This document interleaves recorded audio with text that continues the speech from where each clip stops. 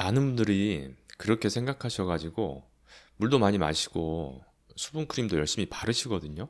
그런데 이상하게도 물은 정말 열심히 마시는데 피부는 계속 건조한 분들이 있어요.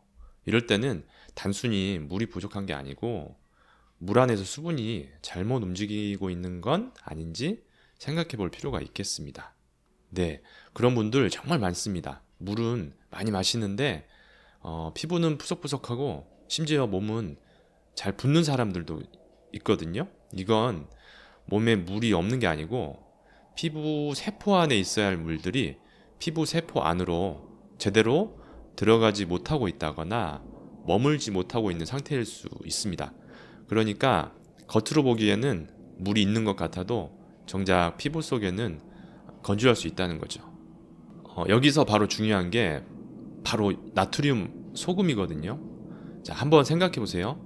우리가 김치 담글 때 배추를 소금에 절이면 어떻게 되죠?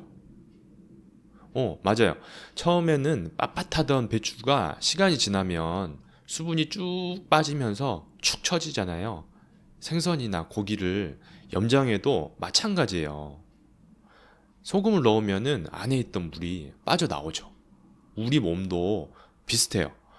나트륨을 많이 먹으면 세포 바깥쪽 농도가 높아지면서 균형을 맞추려고 세포 안에 있던 물이 바깥으로 빠져나오게 되거든요.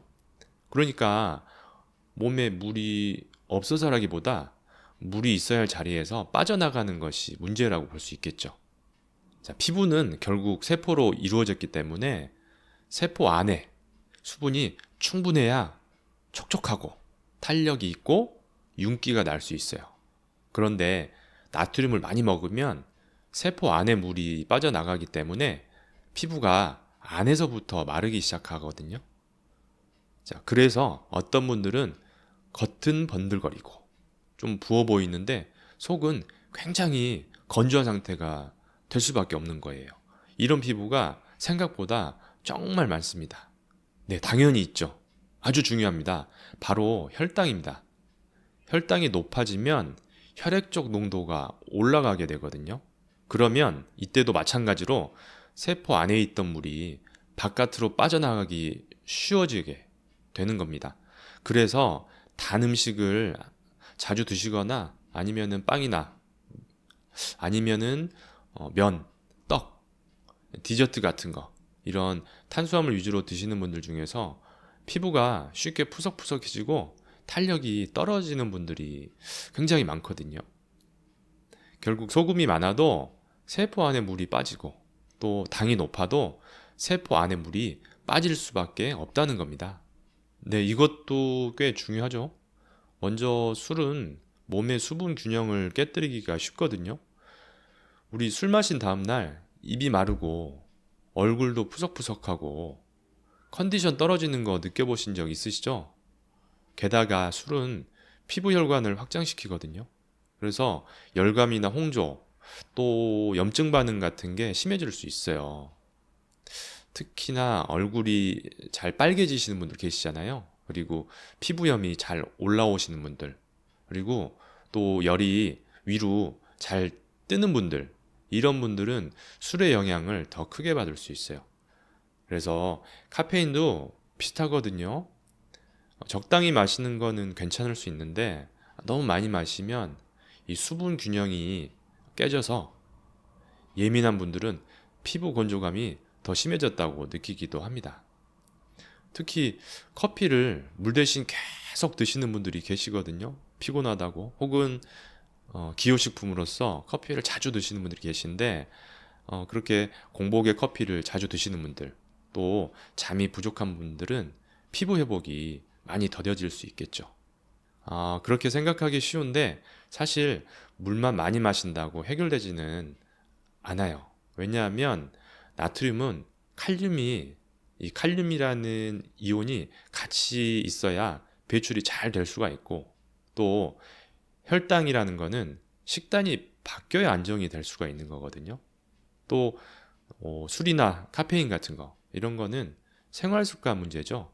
그래서 생활 습관이 조절이 되지 않으면 문제가 지속이 될 수밖에 없겠죠. 그래서 단순히 물을 더 넣는다는 문제가 아니고 이 몸 안에 수분 환경 자체를 바꿔줘야 되는 거죠. 핵심은 세 가지로 나눠볼 수 있을 것 같아요. 자, 첫 번째, 수분이 많은 음식을 섭취한다. 또 두 번째는 나트륨 배출을 도와주는 음식을 섭취한다. 자, 세 번째는 피부가 수분을 잘 유지할 수 있게끔 도와주는 음식들이 있어요. 예를 들면은 뭐 오이나 수박, 참외 같은 거 있잖아요. 이런 과일들은 수분 보충에 좋을 수가 있고요. 또 토마토나 샐러리 같은 거 있잖아요. 이런 것들은 칼륨이 굉장히 많거든요. 칼륨이 많아서 나트륨 배출에 도움을 줄 수가 있어요. 그리고 또 배, 배는 건조감이 있는 분들에게 좋을 수가 있겠고요. 그리고 우리 마 있잖아요, 마. 마나 연근 같은 거는 몸이 수분을 유지하는데 도움을 줄 수도 있을 것 같아요. 그리고 두부는 이제 단백질 보충 면에서도 좋을 수가 있겠고요. 그러니까 피부가 푸석하다면 단순히 화장품만 볼 게 아니고 내가 뭘 먹고 있는지도 같이 봐야 할 것 같습니다. 네, 맞습니다.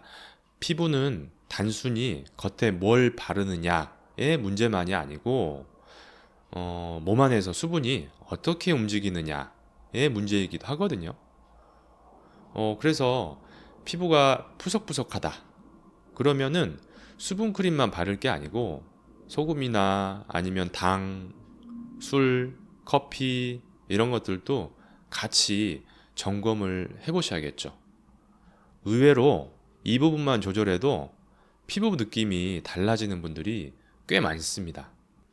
그래서 피부가 푸석푸석하다면 오늘부터는 물만 더 마시려고 하지 마시고 소금이나 당, 술, 카페인 이 네 가지를 한번 같이 체크해 보시면 좋을 것 같아요. 생각보다 피부가 달라지는 거를 느낄 수가 있거든요. 네, 여기 밑에 제가 7일간의 식단, 이 피부에 도움이 될 수 있는 식단으로 배치를 해봤어요. 제가 디톡스 할 때도 참고하는 식단이기도 한데요. 이렇게 한번 해보시면 피부에도 좋고 또 여러 가지 몸에 독소도 배출할 수 있는 그런 시간이 될 수 있을 것 같아요. 한번 참고해 보시고요.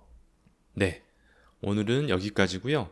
또 다음에 궁금하신 거 있으시면 댓글창에 글 남겨주시고 또 더 좋은 또 우리 시청자분들이 건강생활 유지하시는데 도움이 될 수 있는 내용으로 다시 찾아뵙겠습니다. 감사합니다.